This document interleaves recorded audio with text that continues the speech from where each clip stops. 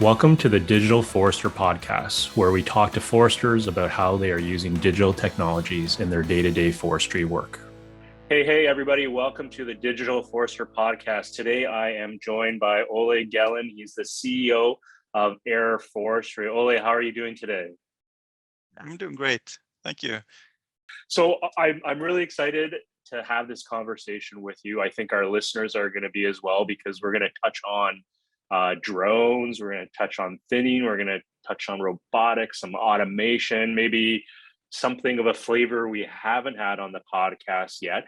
But before we go there, it's customary for our guests to introduce themselves and how they got into forestry. And I know, looking at your LinkedIn profile, there's a rich background in terms of the work you've done, but maybe in terms of that starting point, was it, as a child wandering, the forests of Sweden, or what was it that got you into forestry? Maybe share your story. Yes, I grew up on a farm outside Uppsala. It's close to Stockholm region. And so when I was a kid, I was sitting in a farm tractor and plowing and doing the fields. And two farms in Sweden usually comes with a lot of forest also.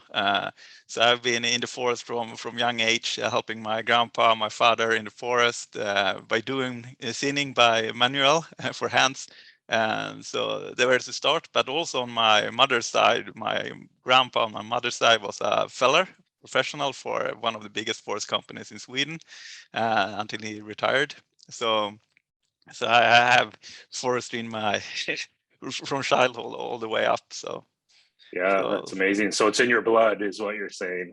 Yeah, absolutely. I've always been interested in things, managing and see stuff growing and taking care of nature and make the best of it and make it beautiful. So that's have been an interesting all my life. Yeah, for sure. So did you know that you wanted to study forestry while you were growing up? Was that just a logical thing, watching your parents and living on a farm and growing up with trees? Was that just a natural next step?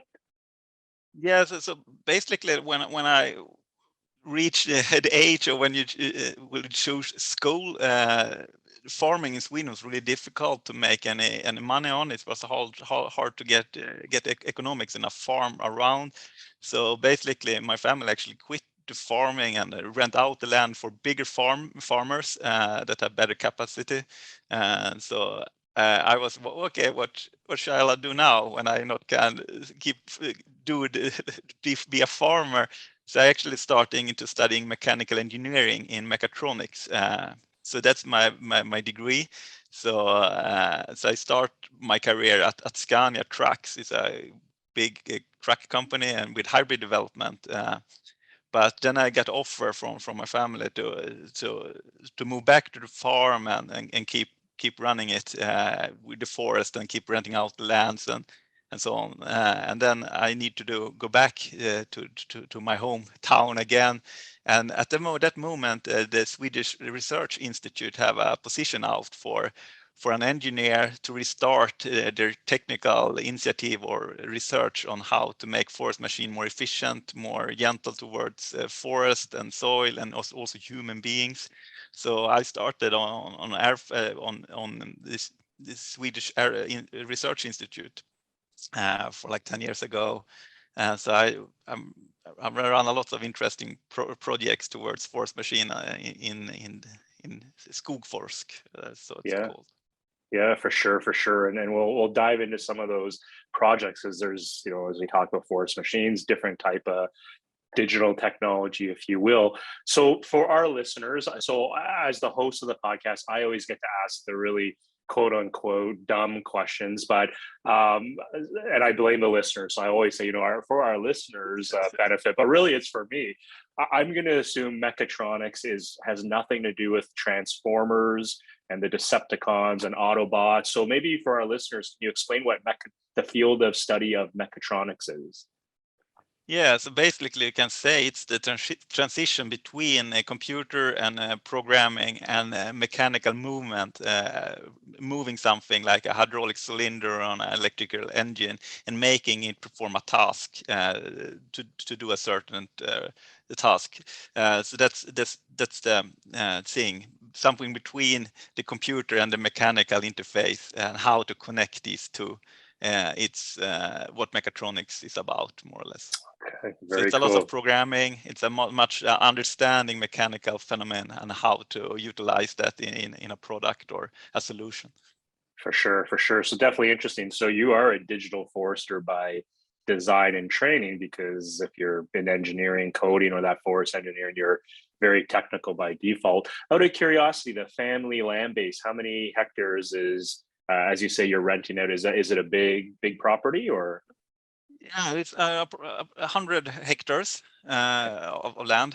So it's basically like 35 hectares of farmland for crops growing, and the rest is forest.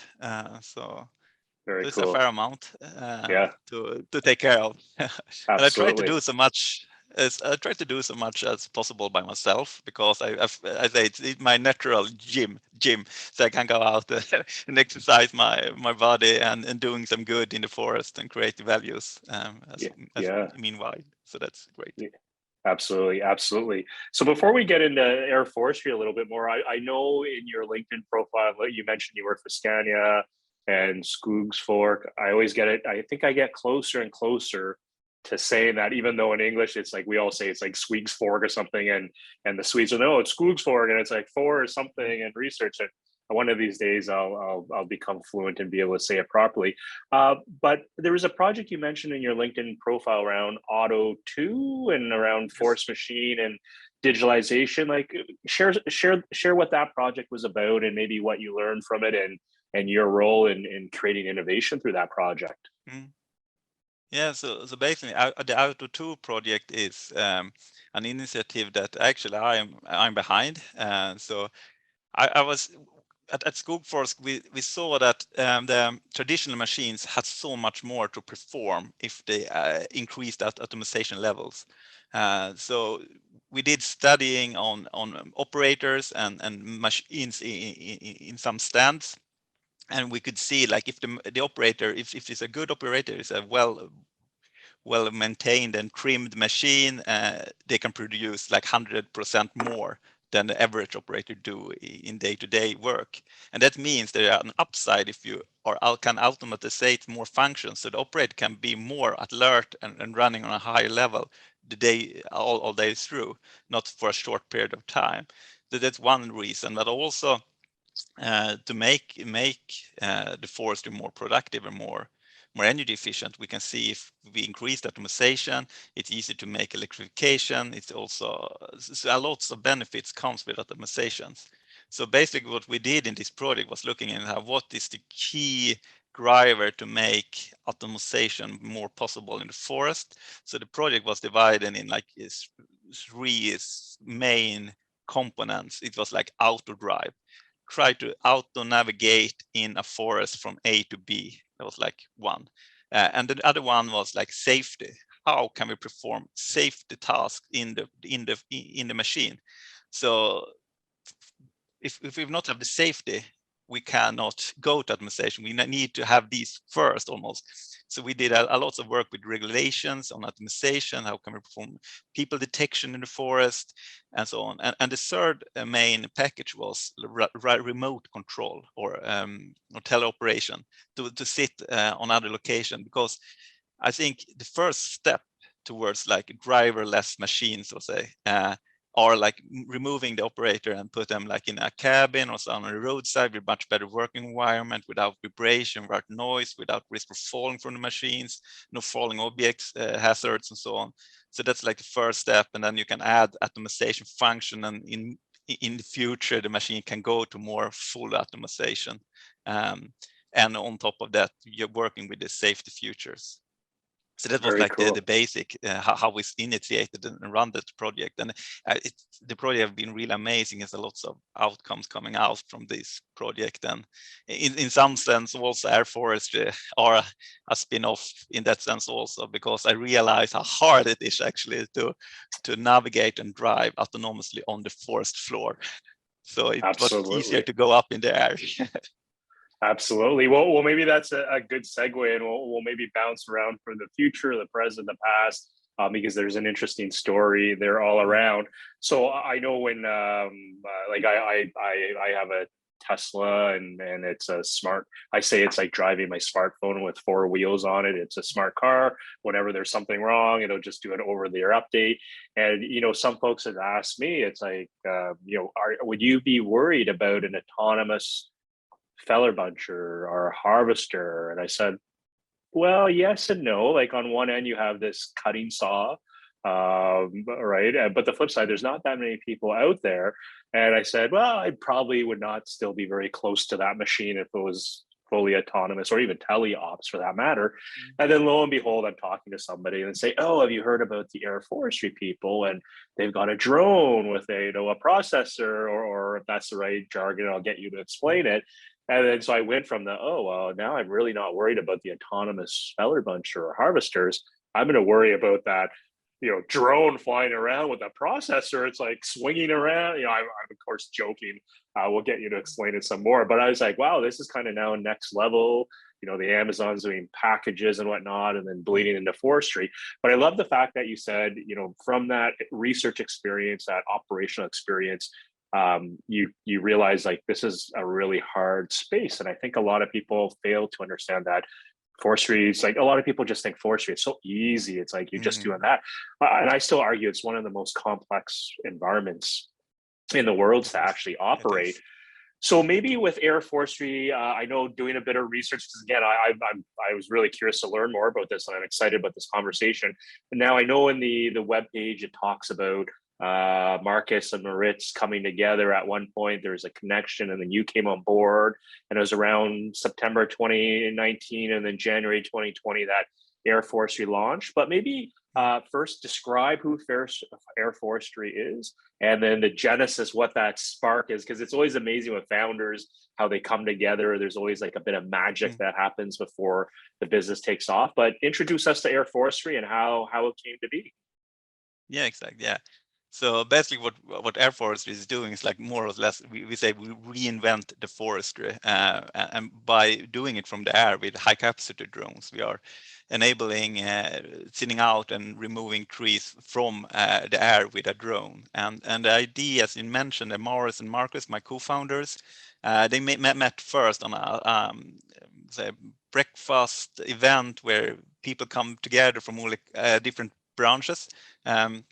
And Martz is like a flight expert. He have initiated a big project in Sweden by electric aviation project, and have done research in electrical drivetrains and how efficient it is to fly by batteries. And also have a background on leader development at Veoneer. Autoliv is a huge part component manufacturing for the automotive industry. So I have a really good background in sensing also.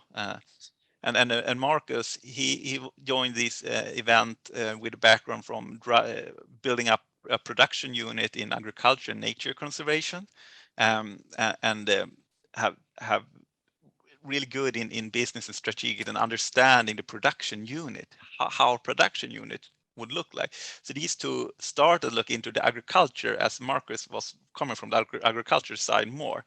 But these see huge challenges in the agriculture. It's like event based. It's the spring, it's the harvest. So they couldn't find a spot where the drone can fit and you can have operation and build an organization around the drone. So they said, okay, what other aerial business are there where you have more 365 days work? And that's, we have forest. We Google persons that works with electrification, optimization, and like or in that in the forest, and my name come up really high in this Google search. So they reach out to me, come by and present like, okay, we can build a drone that can fly so much more energy efficient that is actually, then you can drive on the forest floor. I say, okay, you can also mean you can fly with so little energy usage. And they say, yeah.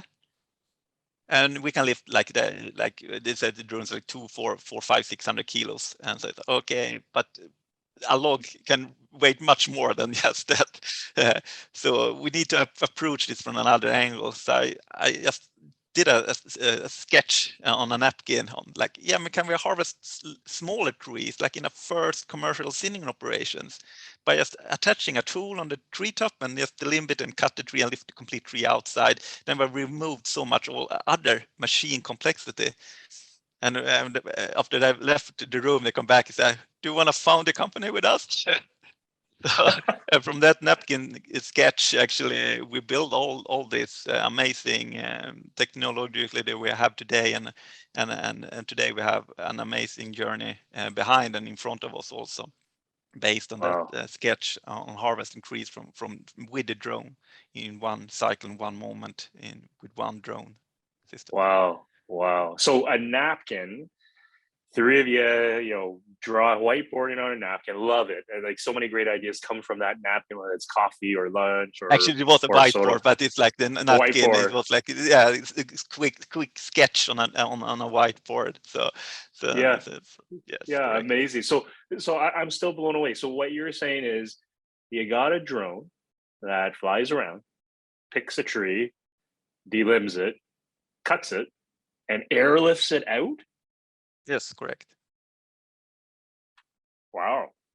That's that's pretty pretty amazing actually. So I know our listeners, there's a lot of UAV, UAS, drone nerds, whatever label they want to go by, and I'm sure they're all ask these questions. So I'm just going to rapid fire some questions because it's a fascinating story here. And I know in some of your slogans, like thinning with electric drones or like fossil free thinning, like very powerful taglines that really captures what you're doing. The drone. So tell me about this. I'm assuming this is not a DJI drone you buy from the local hardware store. So maybe tell me about what this thing is. Is it small? Obviously not small if it's doing what it's doing, but what is this thing? Is it like the size of my car? Is it like it's custom, I'm assuming? Tell me about the drone first, and then we'll go into the actual whatever we call a processor head that's doing its Yeah, magic from absolutely, above. absolutely. Yeah, so basically, we saw that there are no other drone manufacturers on the market that produces drones for this purpose. And with the skills in our team, and we could say we can do it by ourselves, really efficient and fast. So we actually have built like 4 or 5 drones with this design concept that we are now, but in smaller scales. But now we have the final concept ready for the big drone, and the drone is 6.2 meters in diameter, from one side to another 6 meters. But and it have special features also with tilted rotor blades. That means that we can actually traverse in sideways but without tilting the drones. So that's also a special Oh, feature that we have. So we can handling the load and dynamic forces much better than the traditional drone design does. So this is something special we have built in our drone system. very cool. Um, so And so yes, I assume it's more than, it's not like a quadcopter. It's multi-rotor. I yeah, don't even know if exact. I'm using It's the right jargon.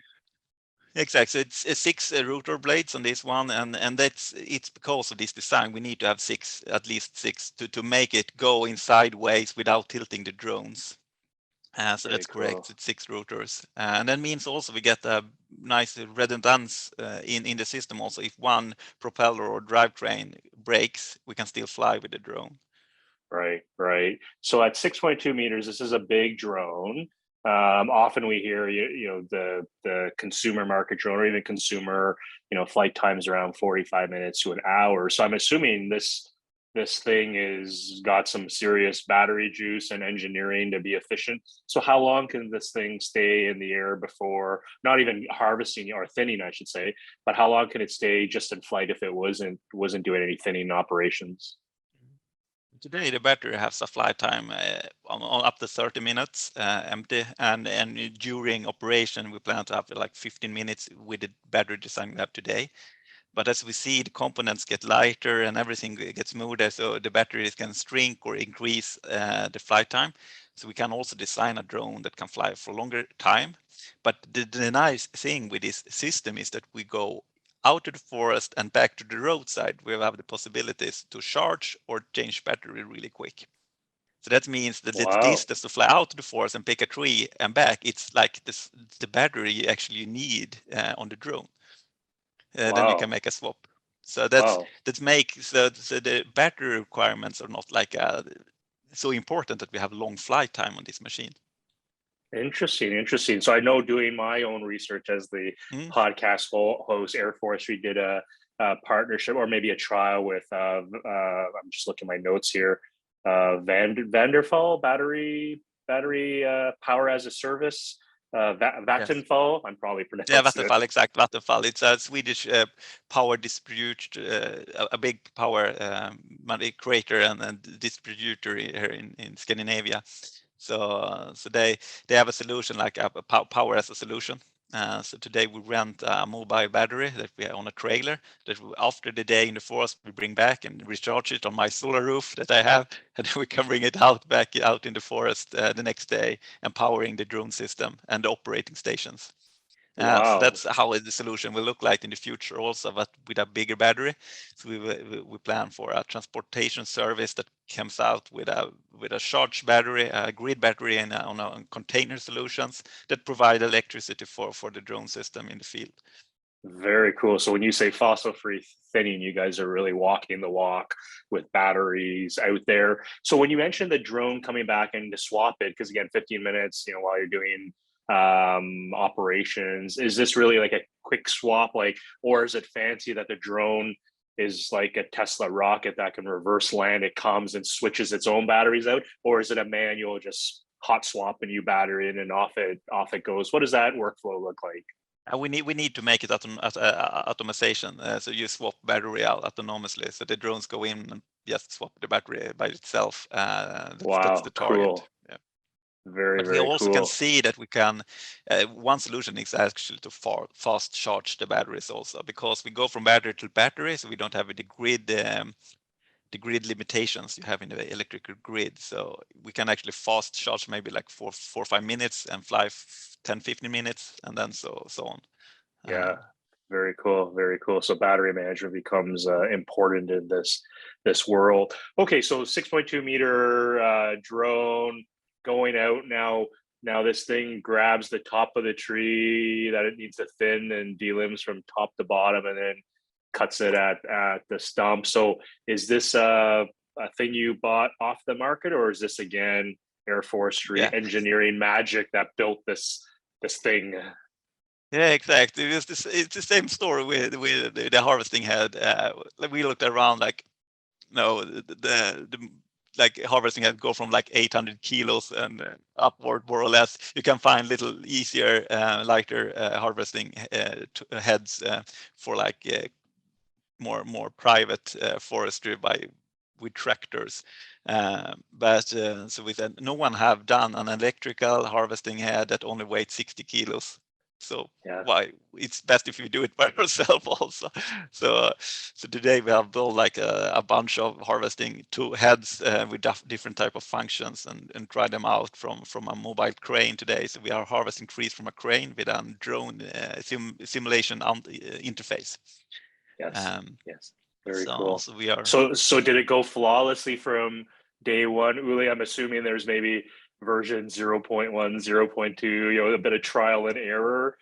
Maybe share some funny stories in terms of early prototypes. Did it go smoothly as planned, or was there some speed bumps, as I like to call it? Exact. Actually, it's I've gone really well, really from start. As we put together the first tool, like it was weight I think 25 or 30 kilos, without any engines or motors, no cutting blades, just knives, and you can more or less adjust it manual. And I bring it up in there and see it's like, hey, if you have 30 kilos and put knives underneath and drop it over a tree, the branches will just fall off. It's like, okay, you will not drop this on your feet because then you don't have any feet left, and that's only weight like 30 kilos. Uh, so that was the thing, and the main like risk we saw, like, okay, if we attach to the treetop will break and the tool will just fall down. But it was like, okay, the treetop is really stiff and it's hold this tool and you can bend it a lot, and then okay, this will maybe work. It was really early phase, in direct in the beginning we started these trials. So from that, we have just added functionality by the cutting blade, the feed rollers, to help it get speeds in the beginning, and also moving the log in the harvesting head for cutting it in pieces and so on. And also work with all other types of functions. So basically, no one yet have tried to harvesting trees from above in this sense that we do. So we said, like, no one else knows this better than we, so why not do it by ourselves? Yeah, yeah, that's incredible. So thinking of, in Canada and the US, and then I can only speak to the North America jurisdiction, but when we think about drones, safety is obviously paramount. And we hear about flights, that are line of sight, and then some that are beyond visual line of sight. I guess at 15 meters, 15-minute runs while you're thinning, you're not really going long range beyond visual line of sight. You're kind of in that line of sight range. But I'm curious, in Sweden, what are the drone regulations like? Was it easy to get? What, did you need any permits to do this? Because again, as you're describing this, most people are like, okay, you're flying a drone. It's what is it doing? The risks of crash. And then meanwhile, we're talking about knives and like rollers and stuff. So I'm just curious, like, what are the rules like in Sweden? And was it an easy process to get to meet the safety and certifications or regulations that you needed to even do your trials? Uh, uh, yes, absolutely. We got a permit from the Swedish Transport Agency, and it still took a lot of effort. And already from the beginning, we saw that if we will succeed with this, we need to work with the safety and all this stuff from the beginning, and building building it into the organization and the culture in the company. So that's the basic, and it's a long process to get a permit to fly this type of drones. Uh, but when you have the permit, it's more easier to add on modules on the permit for like fly beyond the visual line of sight. It's also easier to like add on like extra weights and also permits. So today we have a permit to fly in Sweden, but in Europe we have the same regulation foundation. That means that if we have a permit in Sweden, it's easy for us to expand in other European countries. And due to the way we have this permit system in Europe that are similar to the Northern America and Canada, so we see that we have a kind of smooth transition to come to Canada, for example, and perform commercial scening from there with these drones. Very cool. Very cool. So I guess I'm thinking of what AirForestry is doing, and in my simple brain, to thin the trees, you need to know which trees to thin. So maybe for our listeners, what does that world look like? Are we into basic GIS? Someone is going out and doing checks on the ground with their boots again. No carbon at play. Good old sweat equity and boots. What's that piece look like? Uh, I think in some markets, maybe people will like stamp the tree from the ground with like a GPS coordinate that I would like to save or remove this tree with like a special toy or some a pen or something you can mark the trees with.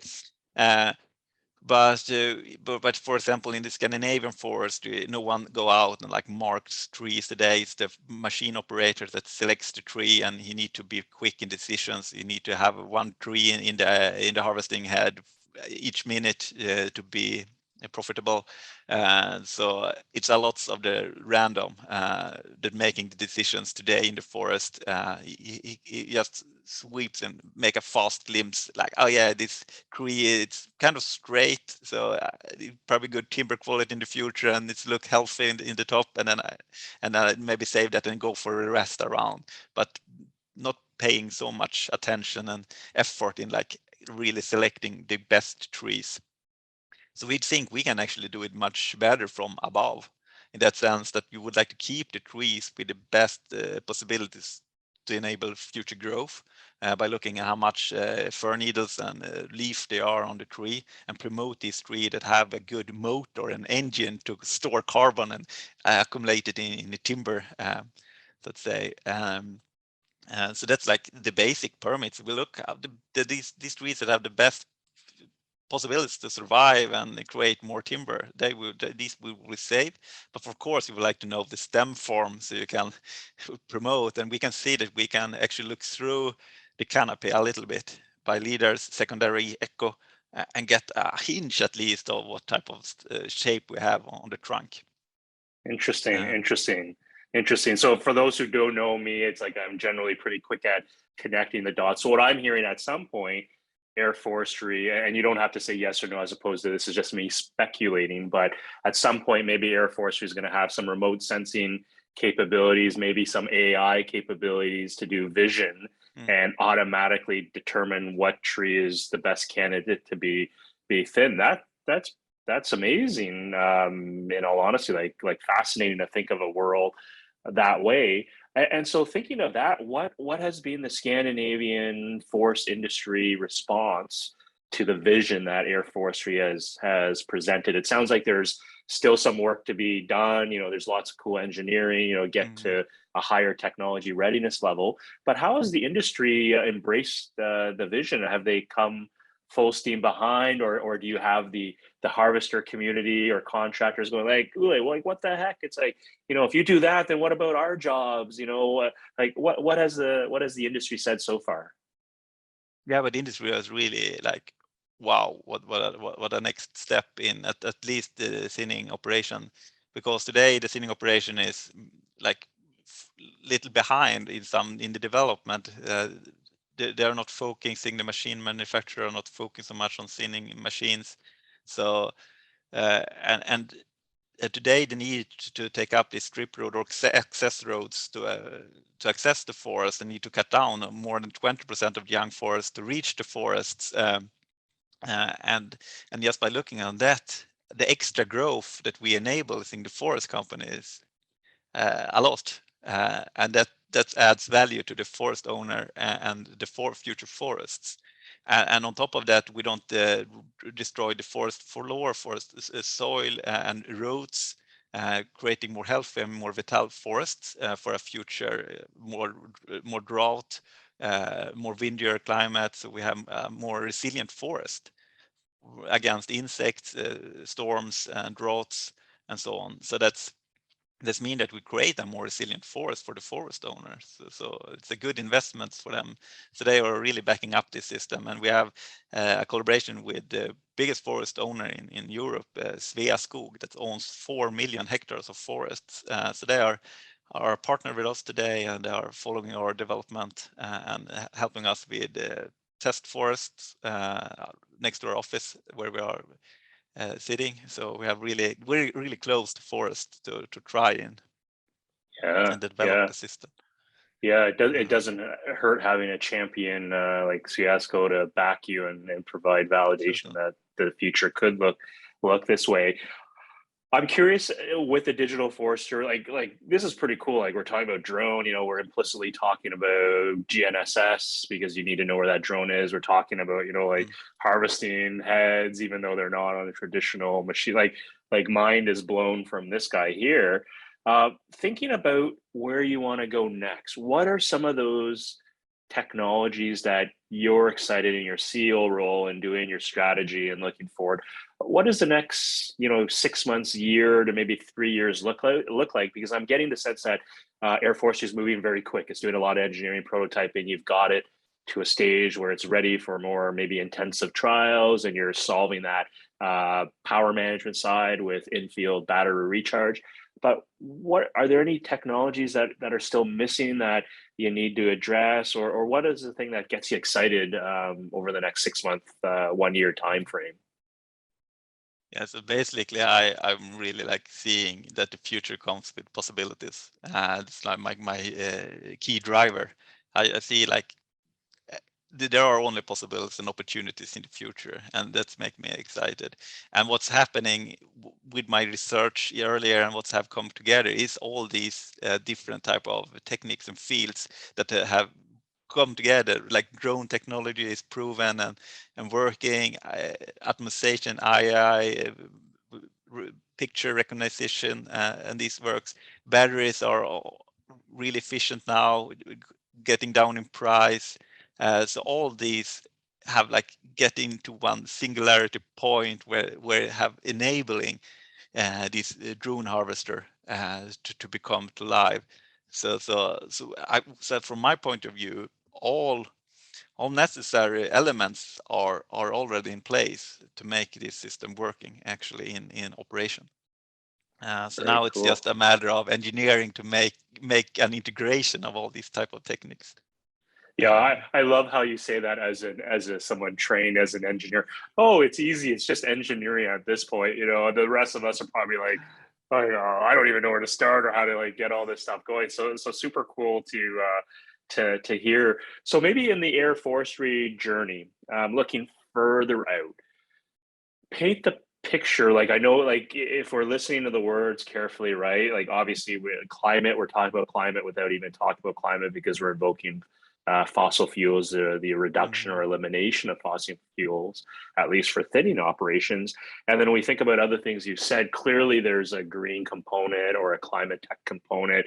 You know, as I'm listening carefully, Mhm. stitching what the vision or strategy could be for you, like I can already see a path forward.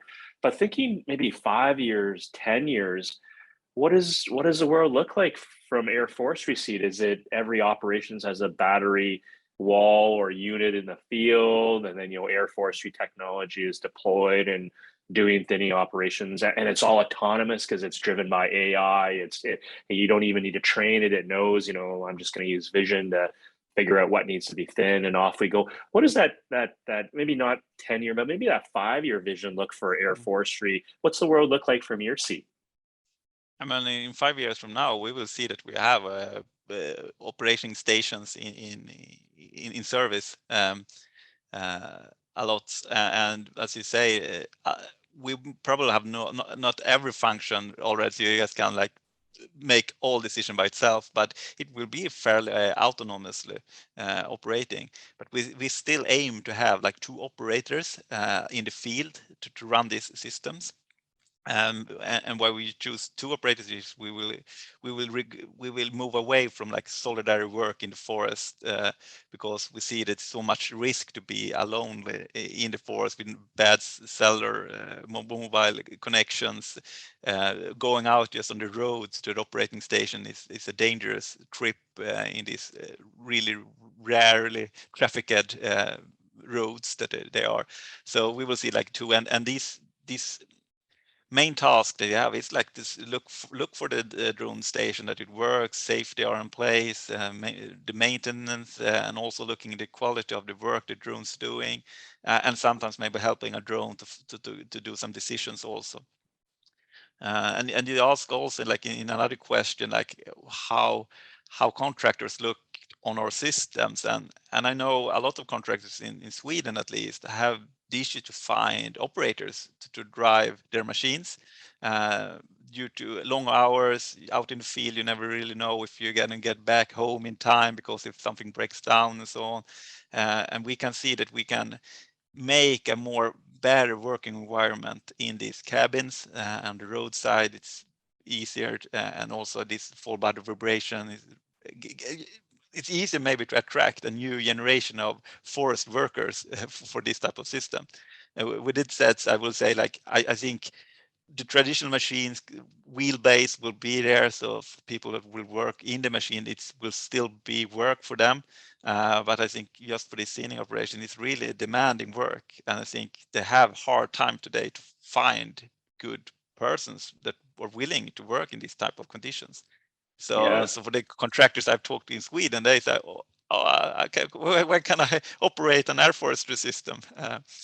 Because they see a yeah. potential to find people and make a better work and a better service with an air forestry system. Yeah, very cool, Um, very cool. So even more levers like value proposition, right? Like mm, we've heard time and time again, anywhere in the world, that workforce, whether the older workforce, retiring and not being able to replace it. Interesting. I think that's a broader issue. I'm still trying to understand why young minds aren't coming into forestry, like what is causing that across the globe. But the flip side is when you describe that, I sit there laughing because I know so many young teenagers that love to fly drones, right? It's like a game to them. And then in some Absolutely. respects, hey, do you want to get paid to fly a drone as your job? And you can game it, like if you thin more trees than Mm. Ule, then you're going to get more points and more money. It's like it's kind Exactly, of this exactly. funny scenario where it's like, wow, it really could work, right? And tap into a Mm. different workforce. So that's very cool. So thinking of a couple last questions, as we go forward from the business model point of view, and again, I'm trying to channel the listenership or Mm. the viewership. For Air Forestry, is it like a platform as a service model where you're going to have the platform, or are you really selling the drones, or is it, or hire the Air Forestry team? Like looking to the future, if there's some listeners that are like, I want to do a trial, I want to try this thing out. Mm. What's that model? Are you a hardware company and selling it, or are you a service provider, or are you a mix, or what can you share on that front? Yeah, exactly. We will start by selling a service from Air Forestry. So you're buying the service from Air Forestry. We hiring the operators by Air Forestry. But in the long run, when we have that how a station works and runs, we see a solution that we can have contractors like being licensed to use Air Forestry's products. But we will probably not sell like a drone. Here you got a drone, take care of it the best way because it's so much automation in it. So we see that we probably need to own the system and more lease it out for a contractor to operate or system uh, Right. in the long run. But in short run, we will provide the service by Air Forestry. Right, right.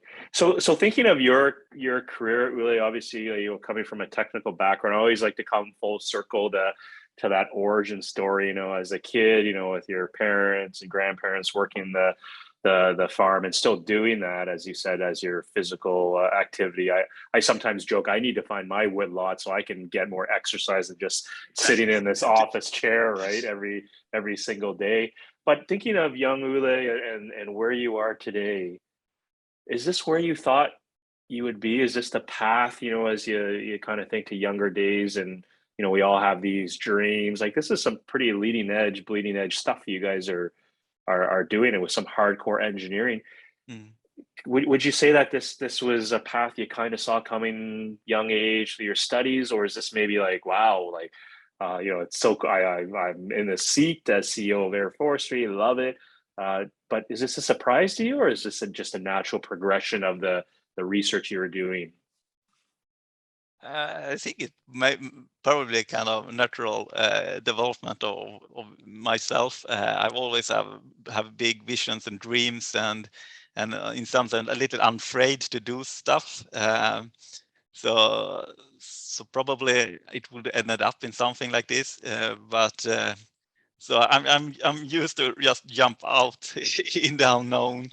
So that's a little in my personality, I think. But I have bleed into my time and waiting for the right moment, I think. And now it's popped up when Moritz and Marcus come by with this idea, with this drone, and they have the competence to perform. And I saw all my research on the Skogforsk working with the working environment in the machines, the full body vibration, the mental stress that operators have, the damaging the machines do on soils and roads in thinning operations, the energy inefficiency that the machines have, how can we electrify these, and so on. And the automation challenges, it's so hard to navigate and traverse off-road ground, select trees and then soft soil, and so much parameters. And they're like, okay, we remove all my research questions by a snap by moving it up to the air. It's easy to fly from one point autonomously. We don't destroy the ground. We make better working environment and everything. Like we need to do something on this.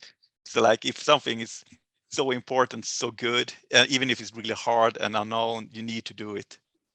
Yeah, yeah, yeah. But at the same time, there had to be a moment where you thought, why didn't I think of that? After all those years of research, why didn't I think to go to the air? No? Actually, I had that thought by myself, like, can we do it from the air? Can we make like a zip line over the forest? How can we do it, like zeppelins and so on? But it's always come down to like, oh, it's probably too energy consumption. It's too much work. It's too much setup time for the systems.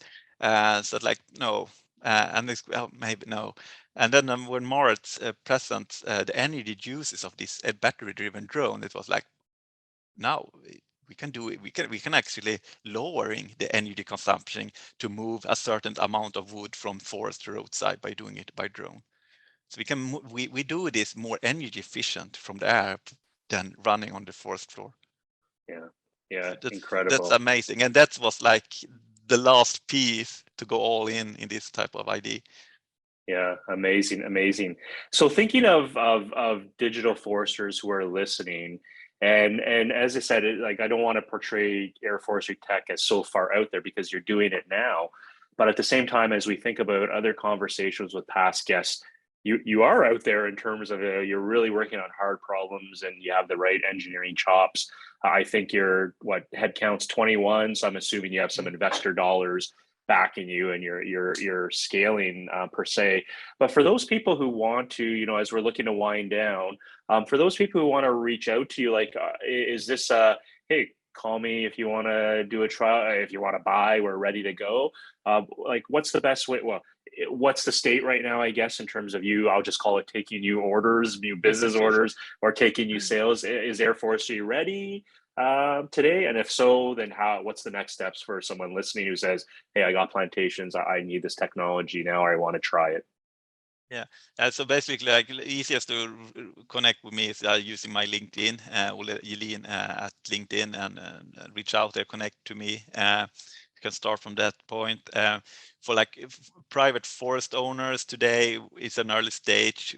We see some years in the future we can serve all, like private foresters. In the beginning now, we see that we will try to work with like bigger forest companies that can provide bigger areas of forest to try out. It's easier to plan with them, but we will for sure delivering our service to all out there that needs to have a forest thinned out in some manner. So that's our goal, to be a provider of commercial thinning operations, for Absolutely. sure. Absolutely. And I suspect, given where you are, because I'm not sure I've spoken to someone like AirForestry, I assume all this engineering, there's some heavy patents that are being prepared as well to protect the investments and the engineering in terms of IP that you guys have generated. Especially so cool the drone you said with the rotated blades. I was like, that's so cool. Like I did see it on the website. I was curious to know why it was designed that way. But again, Mm. as you said, your co-founders, lots of engineering background there. So the last odd question I always love to ask is that when you think of yourself, and your younger self, like if you were to give that younger forester, and nowadays we're Mm. really trying to kind of brand them as digital foresters because they're coming with their smartphones, their Xbox, different skill sets. Is there a piece of advice you would give to the people that are listening that are younger than us, maybe in some cases way younger than Yeah, us? Any exactly. tips or advice you'd give them? But I will send the word, like as I mentioned earlier, like there are only possibilities. Like take care of them, the possibilities, and dare to embrace them. And for us, a younger me, as I say, so like I have put a lot of ideas behind me because other people around you are like telling like, no, you can't do that. Why not? Ask yourself, why can't I do that before you put the ideas in a drawer or a chest somewhere? Because the idea that you have might be the next big thing to focus on. So dare and believe in your possibilities, and look forward. The future come with opportunities and possibilities, I would say. Uh, Absolutely, absolutely. Hey, it was great chatting with you. For our listeners, hopefully you loved it. As our viewers, you can see Ule smiling all the time. As he says, there's only opportunities. I can tell he means that in the most sincere way. He's an entrepreneur, pushing things forward. So, hey, I really appreciate you joining me on this podcast.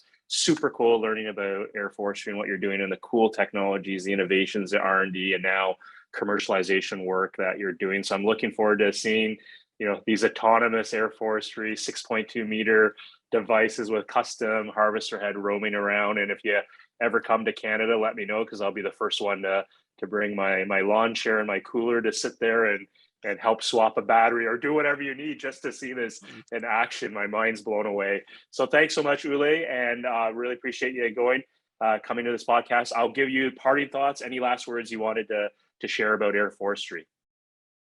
No, yeah, basically, like follow us on our homepage and LinkedIn, and we will progress really quick. So it will be amazing. We have an amazing journey in front of us, and we are moving fast. So please Absolutely. follow us, and Absolutely. For sure. So people who want to reach out, best thing, as I said, LinkedIn, Olle Gellin, so OLLE for us North American non-Swedish or Scandinavian speakers, OLLE, and then last name is GELLIN. If you search for Olle on LinkedIn, you'll find him. And as Olle said, follow AirForestry and what they're doing, because there's some cool stuff coming out of that shop. So Olle, again, thanks so much for joining us. Have an awesome day, and I look forward to meeting you in person someday soon. I hope so. Have a nice day. Thank you. Bye. Stay safe.